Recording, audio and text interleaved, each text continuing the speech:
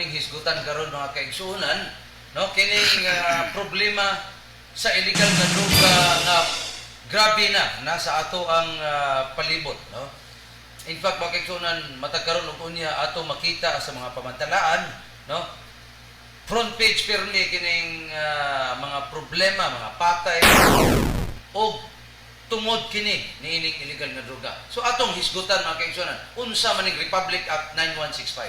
Yes, So the Comprehensive Drug Act of 2002 or the Republic Act 9165 is a law in the Philippines that criminalizes the production, sale and distribution of dangerous drugs.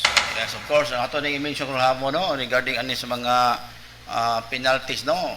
We talk this afternoon regarding ani, no, atong i-focus on kini bitawng gitawag nag section 11 and section 5, Section no. 11 and Kung section sa 5. gini siya, no, kay mostly sa mga dako paro, no, kini man gyud nato may count. Oh, 11 and 5. Unsa man 11 and 5. So prior that ato unsa ning unsa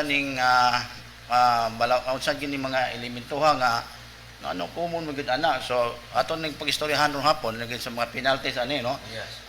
Ato ning issue ning about sa mga importation, sa mga manufacturers, sa mga operation, no, mga drug precursor sales sa mga importation, mga Yes. not only by users but kining mga seller. Sila.